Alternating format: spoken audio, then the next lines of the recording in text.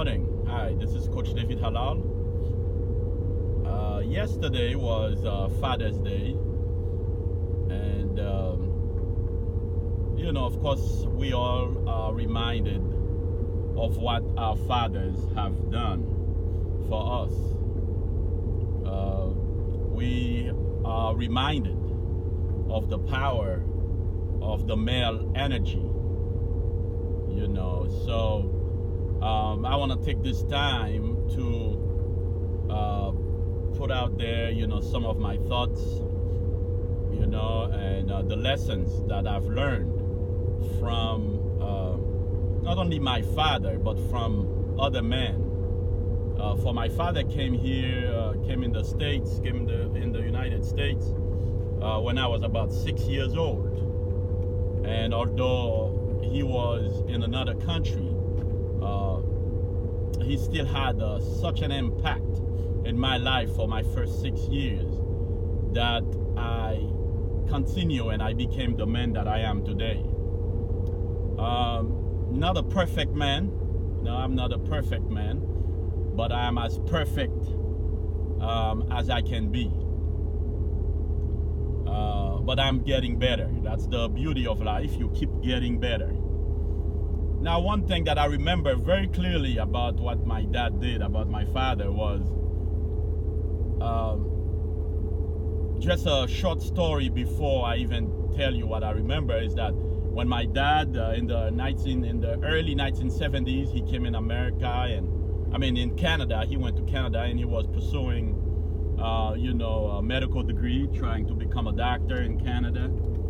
And as he was doing that, as he was trying to become a doctor, of course he had already got married with my mother and ended up, my mom got pregnant. So,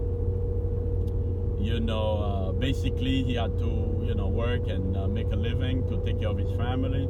He basically dropped out of, school so he could take care of my mom and my brother, who was born before me. Now, fast forward about 9-10 years later, I remember being about 4 or 5 years old, and I was watching my dad, working hard, and he used to be a sculptor, where he make little statues and stuff for from wood and artistic stuff, and he would sell them to the tourists that came in Haiti to visit, making money, and he was also working for the government, public works, doing construction and working in the streets and things like that for the government.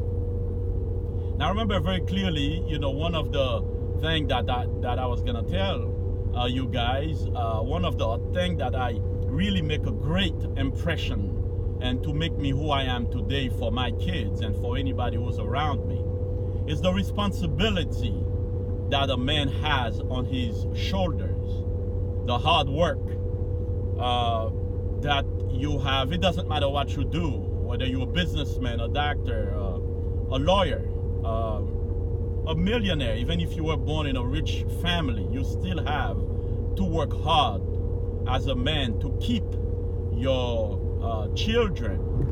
As a father, you must work hard to keep your children, happy, or to give them great examples of, what they're supposed to be. And even sometimes kids that are not even yours, you must be there for them, whether you have a girlfriend or a wife that has, kids before you, you have to do all that. You have to take care of them, My dad was coming from, now to the story, my dad was coming from, we were sitting down, chilling and having fun, and we saw this man coming up really dirty, looking. His clothes was dirty, and he was carrying a basket, a big, huge basket of mango that had about, probably over 100 mangoes in it.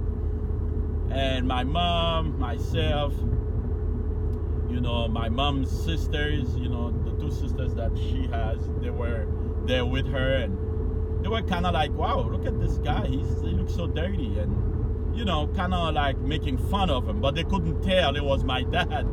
My mom couldn't tell it was her husband that was coming up, you know, on the bottom of the hill, you know, on the way to the house, because there's many houses there. So she thought maybe it's one of those people that carry stuff for a living, you know. In Haiti, they pay them a few cents, you know, back then, back in the early 80s. But to our surprise is when my dad got closer, we realized it was Daddy, you know. Daddy carrying mango on top of his head, and mango juice, you know, because it's so hot in the country, and the mango, you know, some of them were overripe, you know, they were leaking mango juice on top of his head. But that's all he had at that time to bring to us, so we can eat, so we can make so we can, you know, be all right, so we can survive. So that's what he was bringing us. But at the same time, we were there. Of course, I was about 4 or 5 years old, you know, participating in the fun that we were making on this guy. And from that moment on, I decided it doesn't matter what you do and what you look like, I will never make fun of somebody again, you know, not like that, you know, because I remember, wow, that was my dad, you know, he was bringing us stuff for us to eat, you know. Mind you that he was in medical school a few years before that. He could have just left us alone. So to all men who are out there who have kids who haven't taken care of their children, it is your responsibility to take care of your kids. And at the same time, I understand the situations sometimes are not easy because of, you know, maybe, you know, the woman that you had kids with is giving you a hard time. Maybe she is a tough person to deal with. But in spite of it all, you don't have to stay with the woman, but you must take care of your kids, you know.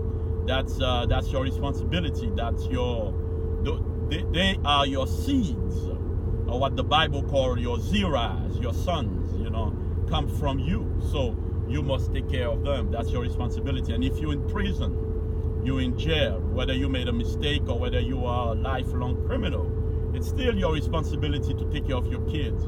You might not be able to take care of your children by sending money or by bringing money or by your presence, but you can still teach them. Because later on, when my dad came in America in 1981, he would send me cassette tapes. He would speak on them to teach me how to deal with other people, to teach me how to deal with, you know, women, to teach me how to go to school, how to learn, and what to do. He always put on, you know, tell me I need to learn, I need to read. You know, reading is very important. So I became a reader, and until now I read, you know, very often. You know, I'm a reader. I love to read. Why? Because my dad impressed upon me the idea of being a reader. You know, if you're a reader, you'll be a leader. You know, or what they say. How do they say it?